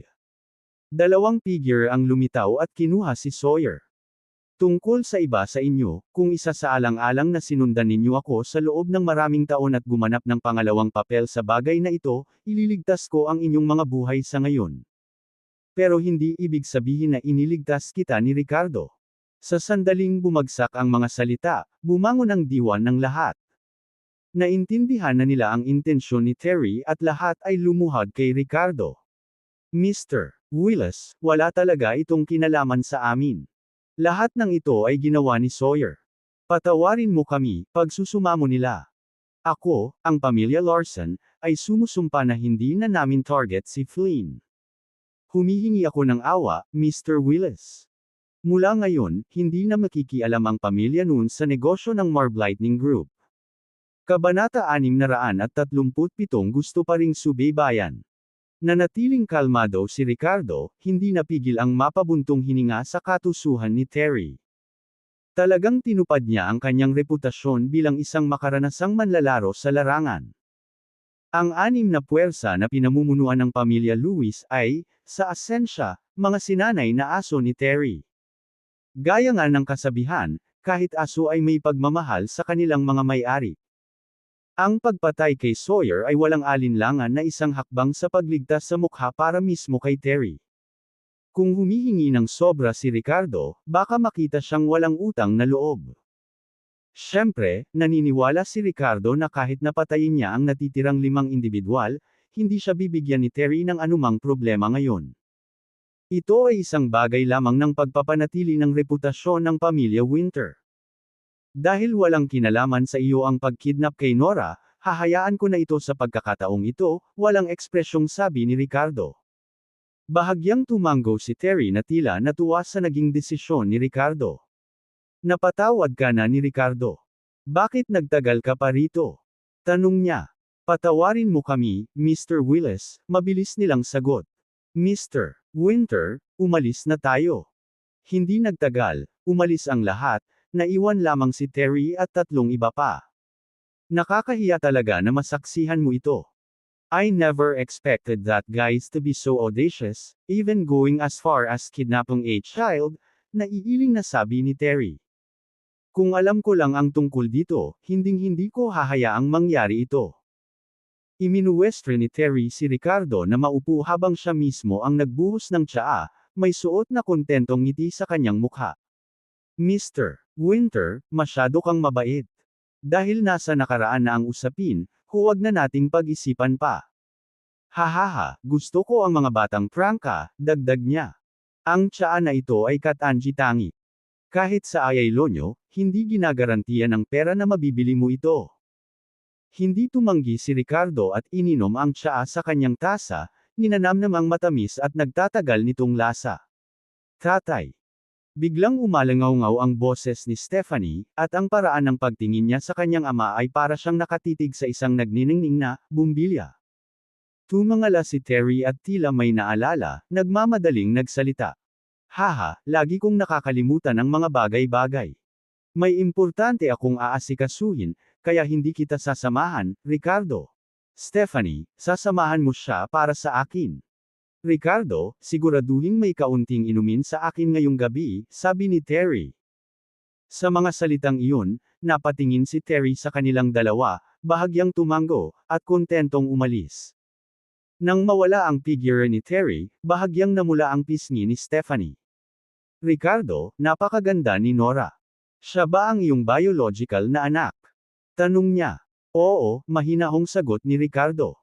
Naiintindihan niya ang intensyon ni Terry, ngunit wala siyang nararamdaman para kay Stephanie. Ang kanilang pagkikita ay isang bagay lamang ng kapalaran. Nang marinig ang mga salita ni Ricardo, isang panandaliang pakiramdam ng pagkabigo ang sumilay sa mukha ni Stephanie, ngunit mabilis itong nawala. Ricardo, my father is partially responsible for what happened to Nora this time. Parang natakot pa siya. Bakit hindi ka tumira sa bahay ko ng ilang araw bilang kabayaran? Mungkahi ni Stephanie. Salamat sa iyong magandang alok, Miss Winter, ngunit mayroon akong mahahalagang bagay na dapat asikasuhin. Natatakot akong umalis ngayong gabi, sagot ni Ricardo. Ang dahilan kung bakit hindi agad umalis si Ricardo ay gusto niyang tanungin si Terry o ang iba pang miyembro ng pamilya Winter tungkol sa koneksyon sa pagitan nila ng kanyang ina na si Aaliyah. Sa kabilang banda, naiwan si Samantha sa water park dahil sa biglaang pangyayari habang sinusubukan nilang iligtas si Nora. Tinansya ni Ricardo na si Samantha, kasama ang kanyang personalidad, ay malamang na naghahanap sa kanya kung saan-saan. Dahil doon, kinuha ni Ricardo ang kanyang telepono at nag-dial ng numero. Pagkatapos ng maikling paliwanag, binalik niya ang tingin kay Stephanie. Miss Winter, salamat sa iyo sa pagkakataong ito, kung hindi ay maaaring hindi naging maganda ang mga bagay. Nagkataon lang na tinulungan kita last time, so we are even. Sa sandaling ito, isang bakas ng pagkabigo ang lumitaw sa mga mata ni Stephanie. Nang si Ricardo ay nag-iisang tumayo laban sa mga masasamang magsasaka, pinatay niya sila ng walang kahirap-hirap, na tila isang bayani. Sa ganitong mga kalagayan, sinong batang babae ang hindi magagalaw ng kanyang tagapagligtas? Normal lang ang nararamdaman ni Stephanie, ngunit ngayon ay tila naghahadjas siya ng mga bulaklak sa umaagos na tubig ng walang anumang tugon. Kahit na nawala ang kanyang interes, hindi siya tuluyang sumuko. Ricardo, may aasikasuhin ka, ayos lang. At saka, matagal na akong nananatili sa bahay at nag-aalala lang na wala akong mapupuntahan. It's good to stay in your side, sabi ni Stephanie, bahagyang nakagat ang labi sa magiliw na mga mata. Miss Winter, you don't have to, tatanggi na sana si Ricardo, pero bago pa siya makatapos, pinutol siya ni Stephanie. Ricardo, hindi mo kailangang alalahanin ang kaligtasan ko. Ang aking ama ay nagsanay ng maraming mga bodyguard, at sila ay makapangyarihan. Hindi mo na kailangang alalahanin ang iyong sarili sa aking seguridad sa pagkakataong ito, at hindi rin ako magdudulot ng anumang gulo para sa iyo. Sa harap ng sitwasyong ito, medyo nakaramdam ng pagkahilo si Ricardo. Kapag nahaharap sa mga kaaway, maaari siyang maging mapagpasyahan at walang awa. Ngunit pagdating sa mga romantikong relasyon, si Ricardo ay hindi talaga sanay. Ang magiliw at malambot na ugali ng dalaga ay nahirapan siyang dumistansya. Ngunit hinahayaan siyang sundan siya. Tungkol saan iyon? Hindi niya kayang ipagkanulo si Miranda. Sa huli, nakita ang determinadong ugali ni Stephanie, hindi siya pumayag, ngunit hindi rin siya tumanggi. Tahimik niyang napagpasyahan na umalis ng walang sabi-sabi pagdating ng oras. Ang maingat na pag-alis ay pinakamainam. Sa gabi, ang Summersea Manor ay maliwanag na naiilawan, na may marangyang retro na gusali na matatagpuan sa tabi ng mga bundok at tubig. Sa sandaling ito, sa isang maluwang na silid, ang mga ilaw ay nagliliwanag sa paligid. Ricardo, bata ka at may talento, at agad kaming nakakonekta. At saka, iniligtas mo ang aking anak. You are our benefactor, the Winter family's benefactor, itinaas ni Terry ang baso at ininom lahat, masiglang nagsalita. Bukod sa mga miyembro ng pamilya Winter, mayroon ding mga kinatawan mula sa iba pang 5 pamilya na dumalo. Lahat sila ay labis na nag-iingat, sinusubukan ang kanilang makakaya na pasayahin at purihin si Ricardo, na tila natatakot na sina Ricardo at Terry ay maglabas ng mga lumang sama ng loob. Si Terry ay nasa halos sa loob ng maraming taon, hindi banggitin ang iba pang mga bagay, ngunit ang kakayahang suportahan ang pamilya Winter sa pamamagitan ng kanyang sariling lakas at ang paglilinang na minana niya mula sa kanyang mga ninuno ay nagpakita na mayroon siyang ilang pananaw. Ang kakayahan ni Ricardo na pumatay ng mga eksperto sa core formation realm sa pamamagitan lamang ng kanyang pisikal na lakas ay malayo sa karaniwan sa makamundong mundo. Nang kaharap ang 12-dosenang mga eksperto sa core formation realm, nanatili siyang kalmado at kalmado. Kung hindi dahil dito, paano niya natitiis na patayin ang mga asong pinalaki niya, batay lamang sa pagliligtas kay Stephanie? Kabanata 638 Pagtagpo. Si Sawyer ay naging tapat kay Terry sa loob ng mga dekada, na sumusunod sa kanya ng tapat. Sa West Unity City, ang malalaki at maliliit na industriya ng pamilya Winter ay pinamamahalaan ng Sawyer lamang. Ngayon, si Terry lang ang makakagawa ng isa pa. Gayunpaman, pagkatapos maglagay ng labis na pagsisikap, hanggat maaari niyang mapagtagumpayan si Ricardo, sulit ito. Kung wala ang aso, maaari pa rin silang magtanim, ngunit iba si Ricardo. Sa nakalipas na mga taon, ang pamilya Winter ay nakaranas ng ilang pagkakawatak-watek. Sa hindi malamang dahilan, ang mga miyembro ng clan ay iiwan ng pamilya o mawawala sa iba't ibang dahilan, na parabang ang pamilya Winter ay sinumpa ng kamalasan. Dati nang pumunta si Stephanie sa Moonlit Monastery upang ipagdasal ang pamilya, higit sa lahat ay dahil dito. Sa sitwasyong ito, ang prinsipyo ni Terry ay makipag-alyansa sa lahat ng malalakas na individual na mahahanap niya. Mr. Winter, masyado kang magalang. Hindi rin mapagpanggap si Ricardo at ininom niya ang kanyang alak sa isang lagok. If you don't mind, you can just call me Terry. Ang awkward sa pakiramdam na tawagin ako bilang Mr. Winter sa lahat ng oras. Terry. Bahagyang ngumiti si Ricardo. Nang marinig ito, medyo naging kakaiba ang ekspresyon ni Stephanie sa tabi nila, at sinulyapan niya ng masama ang kanyang ama. Sa sandaling ito, hindi alam ni Terry ang maliliit na iniisip ng kanyang anak at tuwang-tuwa siyang marinig na tinawag siya ni Ricardo sa ganitong paraan. Hahaha, sa West Unity man o sa mga kalapit na lugar, kung may nararanasan kang kahirapan, magsalita ka lang. Wala na akong maipapangako, pero may tiwala ako dito. Nanatiling kalmado ang ekspresyon ni Ricardo. Natural na naiintindihan niya ang intensyon ni Terry. Ang pamilya Winter ay hindi walang gamit para sa Ricardo. Batay lamang sa kapansin-pansing pagkakahawig ni Stephanie sa kanyang sariling ina, naghinala si Ricardo na maaaring may ilang koneksyon sa pagitan ng pamilya Winter at ng kanyang ina. Gayunpaman, hindi pa ito ang oras para magtanong tungkol sa mga bagay na ito. Samantala, sa labas ng Summersea Manor, ilang malabong figure ang lumapit. Ang mga taong ito ay nakatago sa dilim ng gabi, kumikilos sa napakabilis na bilis. Kahit na dumaan sila ng mga ordinaryong tao, duda na may makakadetect sa kanila. Ipinahiwatig nito na lahat sila ay mga nangungunang eksperto. Oo, ito ang lugar. Ang impormasyon ay ibinigay ng Elder. Kailangan nating kumilos ng mabilis sa pagkakataong ito at hulihin si Ricardo bago umalis. Miyembro na ngayon si Ricardo ng sinaunang sekta, Broken Pulse Sect.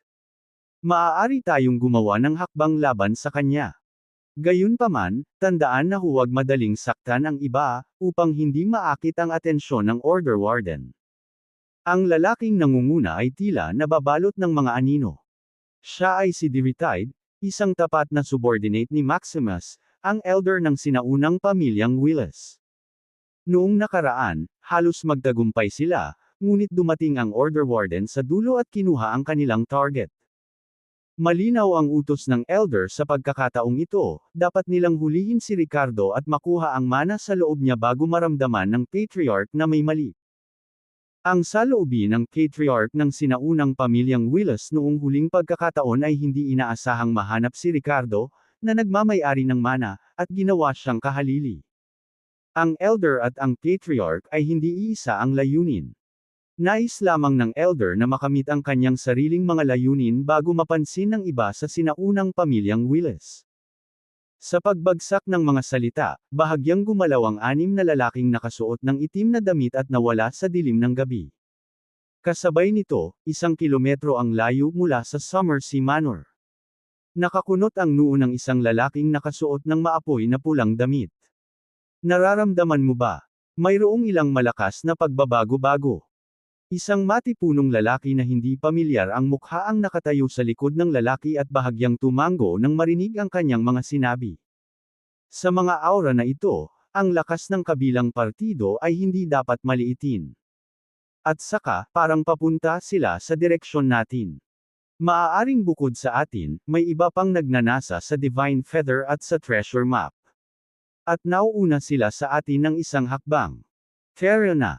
Hindi natin maaaring hayaang mahulog ang mga bagay sa kamay ng iba. Sa isang iglap, ang dalawang figure ay naging mga anino at nawala sa lugar. At sa kabila, si Terry, na nasa handaan, at si Ricardo at ang iba pa, ay walang kamalay-malay na may nakalusot. Anak ko, palagi siyang nasa bahay.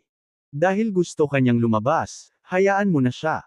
Pero Ricardo, huwag kang mag-alala, magpapadala ako ng isang tao para protektahan siya. Tumagilid si Terry at bumulong sa tenga ni Ricardo, bakas sa mukha niya ang malabong ngiti. Si Terry ay nagkaroon lamang ng isang anak na babae, kaya natural, siya ay naghangad sa kanya. Halos lagi niyang tinutupad ang mga hiling nito. At kung makakasama ni Stephanie si Ricardo, malaking tulong ito para sa pamilya Winter. Mapait na napangiti si Ricardo sa mga sinabi, ngunit bago pa siya magalang na tumanggi, biglang nagbago ang kanyang ekspresyon. Bigla siyang nakaramdam ng warning sign at naging seryoso ang ekspresyon niya habang nakatingin sa entrance ng hall. Napansin ni Terry ang reaksyon niya at sinundan siya ng tingin, ang kaninang nakangiti niyang mukha ay naging malungkot. Sa labas ng pinto ay nakatayo ang 6 na lalaking nakasuot ng itim na damit, naglalabas ng nakakatakot na aura. Maliwanag na hindi sila ordinaryong martial practitioner mula sa makamundong mundo. Napakamatapang. Sa tingin ba nila ay ang Summer Sea Manor ay isang lugar na maaaring puntahan ng sinuman? Mga bantay. Habang tumutunog ang boses ni Terry, agad na lumitaw ang 12-dosenang mga eksperto sa core formation realm. Gayunpaman, bago pa makakilos ang mga eksperto sa core formation realm na ito, isang nakakatakot na eksena ang naganap. Boom! Boom! Boom! Sinabayan ng mga matunog na pagsabog, 12-dosenang mga eksperto sa core formation realm ang hindi inaasahang lumuhad ng walang anumang babala. Pati ang lupa sa ilalim ng mga ito ay nabasag ng malakas na impact. Naramdaman ni Terry at ng iba pa ang paghihirap nila sa paghinga. Daddy. Puno ng kaba ang malalaking mata ni Nora habang mahigpit na nakahawak sa damit ni Ricardo. Huwag kang mag-alala, Nora, magiging maayos din ang lahat. Tinapik ni Ricardo ang ulo ng kanyang anak para pakalmihin ito. Terry, ipaubaya ko muna sa iyo si Nora.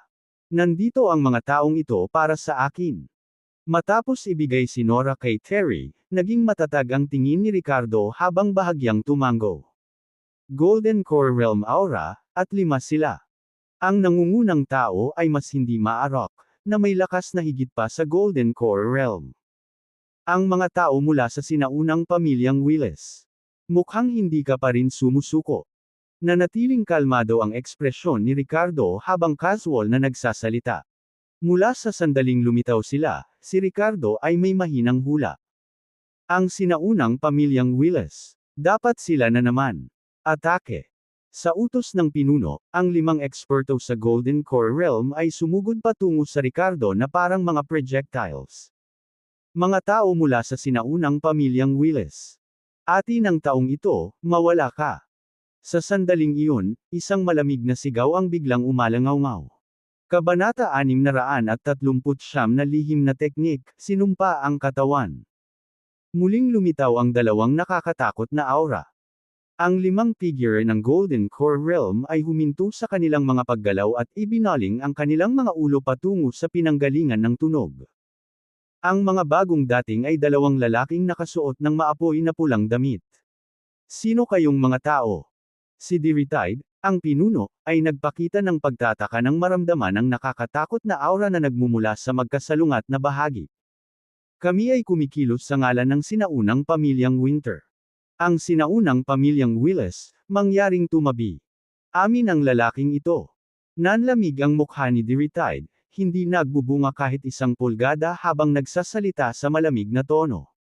Mga tao mula sa sinaunang pamilyang Winter. Ati ng lalaking ito, at determinado kaming makuha rin siya. Magkaiba ang motibo ng magkabilang panig ngunit nagkataon na nagtagpo ang isa't isa, na kapwa gustong makuha si Ricardo. Samantala, sa loob ng bulwagan, si Terry, na nakarinig ng mga salitaang, sinaunang pamilyang Winter, ay may mas hindi kaaya-ayang ekspresyon. Hindi napigilan ng mga talukap niya ang pagkibot. Maaaring hindi alam ng iba ang pinagmulan ng kanilang kasalukuyang pamilyang Winter, ngunit alam ni Terry, bilang ulo ng pamilya. Ang mga ninuno ng kanilang pamilyang Winter ay talagang mga miyembro ng sinaunang pamilyang Winter na naiwan. Dahil sa ilang mga hinaing sa nakaraan, iniwan nila ang sinaunang pamilyang Winter at ikinalat ang kanilang mga sangay sa makamundong mundo. Siyempre, tanging ang ulo ng pamilya ng bawat henerasyon ang nakakaalam nito.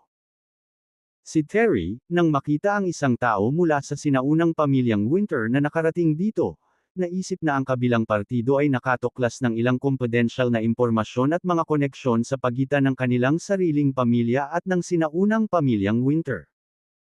Sa sandaling ito, ang lalaking naka-red robe ay nakatitig kay Diritide at sa iba pa, nangingibabaw ang tono at malamig ang tono nito, ang mga bagay sa taong ito ay kabilang sa ating sinaunang pamilyang Winter.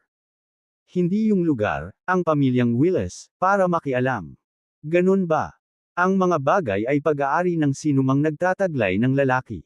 Gaano kalakas ang loob ng iyong sinaunang pamilyang Winter na maghangad kung ano ang pag-aari ng aming pamilyang Willis? Naghahanap ng kamatayan. Ang layunin ng sinaunang pamilyang Winter ay ang Divine Feather at ang Treasure Map, habang ang layunin ni Diritide ay makuha si Ricardo bilang kahalili at iharap siya sa Elder. Gayunpaman, sa sandaling ito, nagkamali ang magkabilang panig sa isa't isa, sa pag-aakalang ang kani-kanilang layunin ay pareho sa paghuli ng isa kay Ricardo. Sa pagbagsak ng mga salita, si Diritide ay nagbagong anyo sa isang bahid ng liwanag, umaatake kay Ricardo. Ang kanyang bilis ay hindi kapani-paniwalang mabilis, higit pa sa maaaring iwasan ni Ricardo, isang Golden Core Realm Cultivator. Nang ang pag-atake ay malapit nang makarating sa Ricardo, isang malakas na pagsabog ang umalangaw-ngaw sa hangin. Napaatras ang katawan ni Diritide, naging solemn na ang ekspresyon nito. Ang gumawa ng hakbang ay ang lalaking nakapulang robe. Mahusay siya sa mga palihim na pananambang at kayang talunin ang mga mas mababang antas na magsasaka. Gayunpaman, kapag kaharap ang isang taong kapareho ng antas, tila nahuhulog siya ng bahagya kumpara sa lalaking naka-red robe. Sa sandaling ito, ang lalaking nakasuot ng pulang damit ay nagpakawala ng malamig na buntong hininga. Sa huling yugto ng Nascent Soul. Pero ngayon ikaw lang mag-isa. Ka-level mo kami ng kapatid ko. Kung ayaw mong mamatay, magwala ka agad. Emph. Hindi sumagot si Diritide, malamig na sumangot at muling nag-charge. Sabay utos sa kanyang 5 subordinate, I'll hold them off. Hulihin niyo si Ricardo. Sa isang iglap, mahigpit na nagsagupaan ang magkabilang panig. Ang matipunong lalaki na kasama ng lalaking nakapulang robe ay nag-alinlangan sandali ngunit sa huli ay nagsanib puwersa para salakayin si Diritide. Nais nilang magtulungan upang maalis muna ang kanilang kalaban bago mahuli si Ricardo. Sa kanilang pananaw, ang 5 Golden Core late-stage cultivator sa ilalim ni Diritide ay hindi dapat katakutan. Nakuha man nila muna si Ricardo, madali naman nilang maaga pabalik. Boom! Sa susunod na sandali, ang 3 nascent soul powerhouses ay nagbanggaan sa isa't isa. Terry, alagaan mo si Nora para sa akin at ilayo mo siya rito. Ako na ang bahala dito. Si Ricardo, na nagmamasid sa sitwasyon, ay tumawag kay Terry. Sa sumunod na segundo, naglabas ng malakas na aura, walang takot niyang hinarap ang 5 Golden Core na late-stage cultivator. Hindi napigilan ni Terry, Stephanie, at ng iba pa ang pagpawisan para kay Ricardo nang makita nila ang sitwasyon. Sa ilang mga eksperto sa core formation realm, mahigpit nilang pinrotektahan si Nora at nanood mula sa isang ligtas na distansya. Sa kabaligtaran, kinuyam ni Nora ang kanyang maliliit na kamao at pinalakpakan ang kanyang ama, na hinimok si Ricardo na talunin ang mga masasamang tao. Sa kanyang puso, ang kanyang ama ay hindi matatalo. Isang malakas na pagsabog ang yumanig sa lupa. Bumagsak ang katawan ni Diritide mula sa langit, na nag-iwan ng 2 malalim na uka sa lupa habang bahagya siyang nagpapatatag. Nakaranas na siya ng ilang pagkatalo sa pakikipaglaban sa 2 kalaban na mag-isa. Sa sandaling ito, may mga bakas ng dugo na lumitaw sa mga sulok ng kanyang bibig. Anong klaseng tao ka mula sa sinaunang pamilyang Willis? Kaming pamilya Winter ay ayaw naming magkaaway ang pamilya Willis. Pinapayuhan ko kayong umalis kaagad. Ang mga bagay sa taong ito ay kabilang sa aming sinaunang pamilya Winter. Walang karapatang makialam ang pamilya Willis. Ang lalaking nakasuot ng maapoy na pulang damit, ang kanyang katawan ay naliligo sa isang parang apoy na tunay na enerhiya, tumingin sa ibaba mula sa itaas, na tila maladyos. Siya man o si Diritide ay hindi tunay na kumatawan sa kani-kanilang pamilya. Gayunpaman, hindi dapat maliitin ang kanilang pagkakakilanlan. Kung papatayin si Diritide, hindi ito papabayaan ng sinaunang pamilyang Willis. Bukod dito, kung isasaalang-alang ang kasalukuyang sitwasyon ng sinaunang pamilyang Winter, hindi isang matalinong pagpili ang makipag-away sa pamilyang Willis. Iyon ang dahilan kung bakit pinipigilan ng dalawang lalaking nakasuot ng maalab na pulang damit si Diritide nang hindi gumagamit ng mga nakamamatay na pag-atake. Sa pagbagsak ng mga salita, si Diritide, na nagpakatatag sa kanyang posisyon, ay tumawa ng may malungkot na ekspresyon. Sa tingin mo ba karapat-dapat kayong dalawa na patayin ako? At kailan naging sa iyo ang mga bagay sa Ricardo, ang pamilyang Winter? Hindi alam ni Diritide ang pagkakaroon ng Divine Feather at ang Treasure Map, sa pag-aakalang ang tinutukoy ng kabilang partido ay ang mana ni Ricardo. Sa pagbagsak ng kanyang mga salita, na puno ng itim na gas ang hangin, at sa titig ng lahat ng naroroon, ang katawan ni Diritide ay sumailalim sa kakaibang pagbabago. Lalong lumakas ang mga kaluskos. Kumunat ang noo ni Todd Winter. Napakalakas ng kapangyarihang ito. Ang aura ni Diritide ay patuloy na tumataas, ilang beses na mas malakas kaysa dati. Isang nakakatakot na kapangyarihan ang tila namumuo sa loob niya. Isang malamig na aura ang lumabas mula kay Diritide. Sa sandaling ito, si Ricardo, na mahigpit na nakikipaglaban sa 5 Golden Core late-stage cultivator, ay naramdaman ang aura mula kay Diritide at ang kanyang mga mata ay nagpahayag ng bakas ng pagkagulat at pagdududa. Ang itim na gas na nagmumula sa katawan ni Diritide. Bakit ito kahawig ng kay Nora? Sa sandaling ito, naging seryoso at galit ang ekspresyon ni Todd. Ang ipinagbabawal na pamamaraan ng sinaunang pamilyang Willis. Sinumpa ang katawan. Mukhang desidido na ang pamilya Willis mo na maging kaaway natin, ang pamilyang Winter. Ang ipinagbabawal na pamamaraan ng pamilya Willis, ang cursed body, ay isang lihim na pamamaraan na ipinasa mula sa sinaunang pamilyang Willis. Maaari nitong pansamantalang mapataas ang kabuuang lakas ng user. Gayunpaman, ang diskarteng ito ay may side effect, pagkatapos gamitin ito, mawawala ng katinoan ang gumagamit at walang humpay na lalaban sa kanilang kalaban. Nang makita ni Diritide ang pamamaraang ito, naging malungkot ang mga mukha ni Todd at ng iba pa. Gusto ba talaga ng kabilang panig ng all-out fight sa kanila? Lingid sa kaalaman ng magkabilang panig, tumaas ang sitwasyon hanggang sa puntong ito dahil sa hindi pagkakaunawaan. Maghanda para sa isang labanan hanggang kamatayan. Seryosong sabi ni Todd sa kanyang nakababatang kapatid.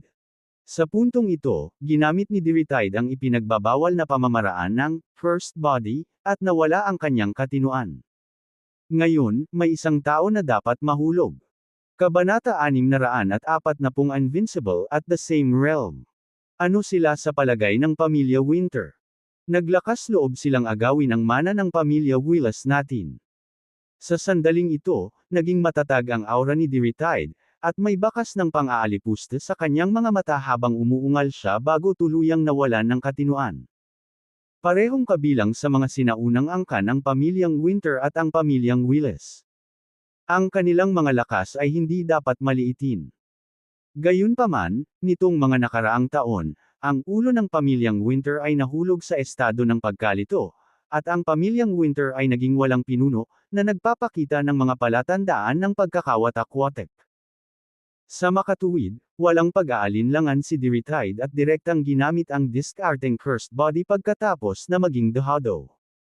Tila hindi siya natatakot na pukawin ang sinaunang pamilyang Winter.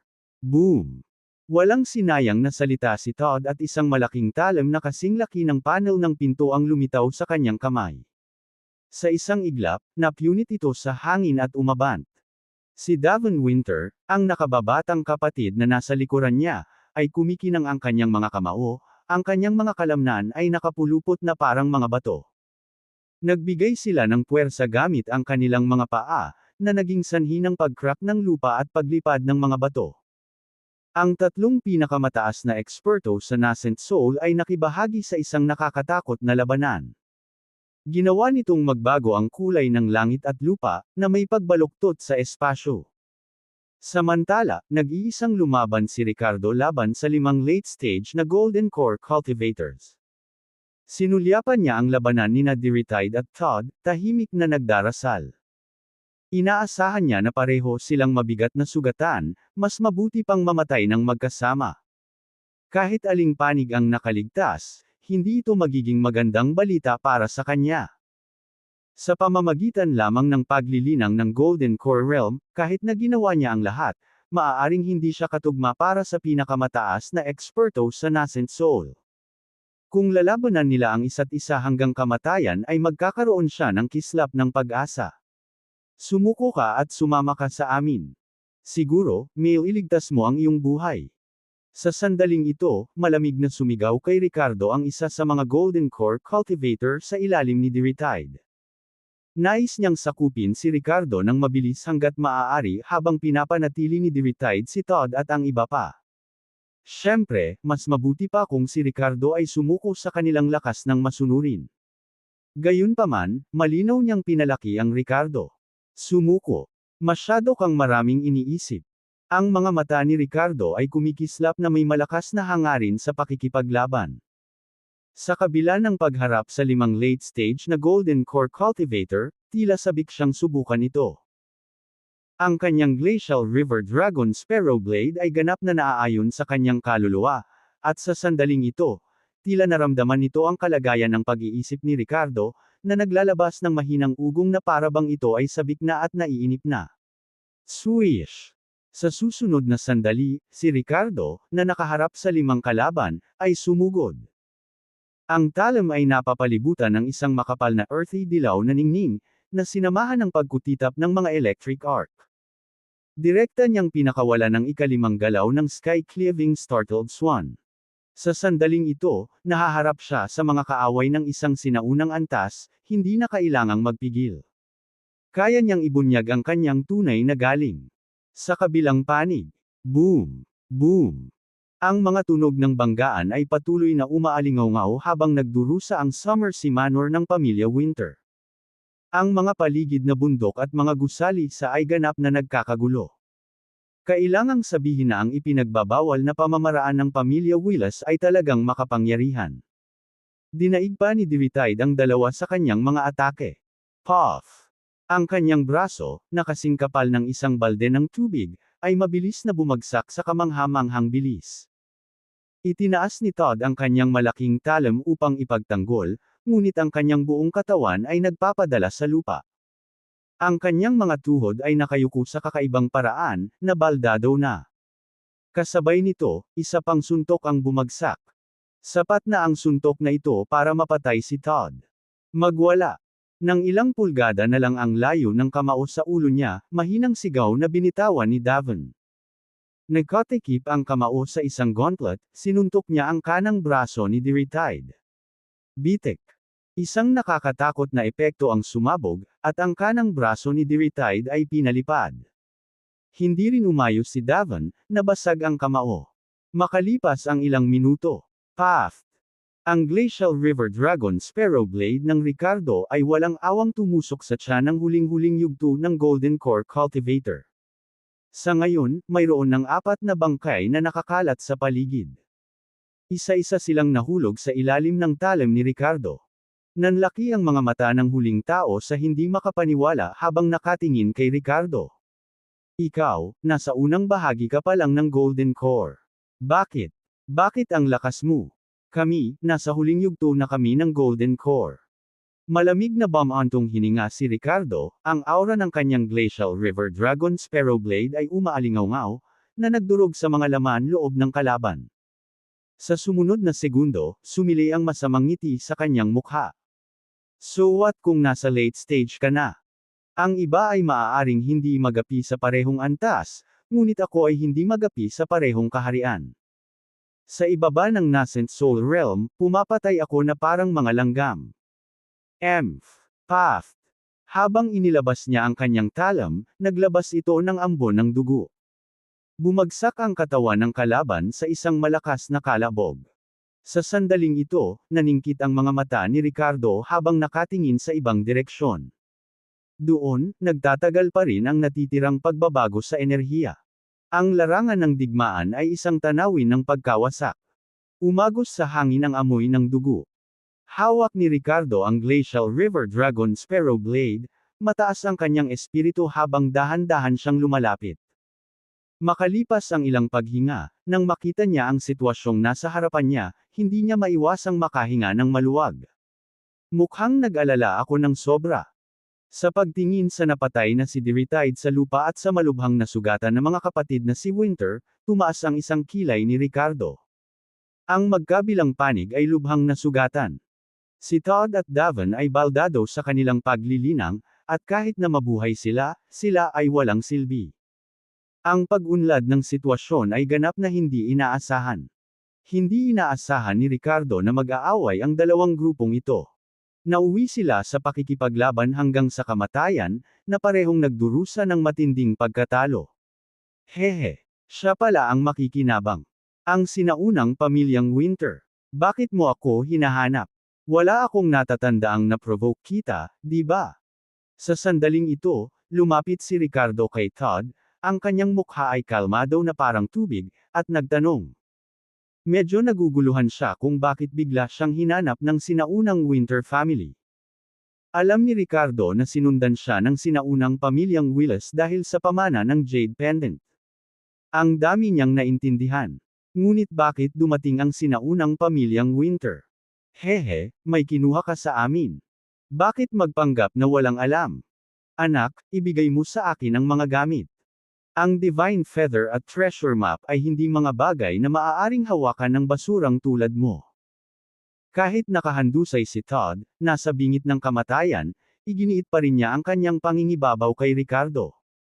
Ang mga tao sa sinaunang antas ay tila sanay na sa pagiging matataas at makapangyarihan. Nang bumagsak ang mga salita ni Todd, nagbago ang ekspresyon ni Ricardo, bakas ng pagkagulat ang kumikislap sa kanyang mga mata. Sa sumunod na segundo, naglabas siya ng isang makulay na balahibo at ang treasure map na gawa sa hindi kilalang material mula sa kanyang bag na buto ng mastasa. Oh! Kaya kayo pumunta para sa dalawang bagay na ito. Hininaan ni Ricardo ang boses at nagtanong. Nang makita ang Divine Feather at Treasure Map, agad na nagliwanag ang mga mata ni Todd sa pagnanasa. But then, mabilis niya itong pinigilan. Ang kanyang tono ay naging mahinahon at sinabi niya, ibigay mo sa akin ang mga bagay, at ang mga kaganapan ngayon at lahat ng dati ay malilimutan. Ipinapangako kung hindi ka hahabulin ng sinaunang pamilyang Winter. Nang marinig ito ni Ricardo ay hindi napigil ang matawa. Sa tingin mo ba maniniwala ako sa iyo? O paano ito, sabihin mo sa akin kung para saan ang mga balahibo at treasure map na ito, at pagkatapos ay pag-isipan ko kung ililigtas mo ang iyong buhay.